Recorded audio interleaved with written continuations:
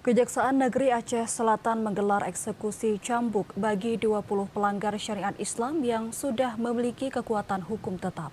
Ya, dari 20 hanya 16 yang dilakukan eksekusi cambuk, sementara 4 lainnya berhalangan hadir. Kejaksaan Negeri Aceh Selatan menggelar eksekusi hukuman cambuk terhadap 20 terpidana yang melanggar kanun jinayah atau pelanggaran syariat Islam berdasarkan putusan Mahkamah Syariah yang telah memiliki kekuatan hukum tetap atau ingkrah. Pelaksanaan hukuman cambuk ini berlangsung di halaman kantor Satuan Polisi, Pamung, Praja, dan Wilayatul Hisbah. Dari 20 terpidana yang melanggar kanun jenayah, hanya 16 orang yang dieksekusi cambuk, sedangkan 4 lainnya berhalangan hadir. Adapun terpidana hukuman cambuk ini terdiri dari 2 orang terpidana jarimah ikhtilat, maisir 9 terpidana, pelecehan seksual 3 orang, sedangkan kasus zina dan pemerkosaan masing-masing 1 orang. Tadi seperti yang sudah dijelaskan, ada 20 terpidana yang kita panggil secara sah.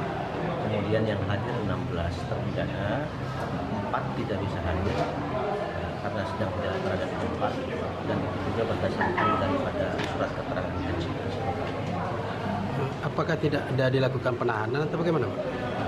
Kebetulan perkara tersebut tidak dilakukan penahanan. Sementara itu, Wakil Bupati Aceh Selatan Baital Mukadis mengatakan pihaknya akan terus melakukan penegakan syariat Islam di Kabupaten Aceh Selatan.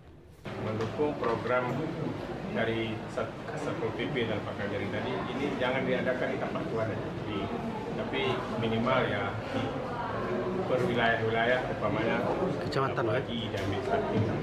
Nanti supaya kenapa para remaja dan para masyarakat mengetahui betul-betul ini dijalankan, hanya tidak mendengar bahwa Aceh ini ada hukum cambuk. Hukuman cambuk yang diterima terpidana cukup beragam. Terpidana zina mendapatkan hukuman 100 kali cambuk. Kemudian terpidana pemerkosaan dihukum dengan 175 kali cambuk. Dari Aceh Selatan, Asrul Liadi TV Aceh melaporkan.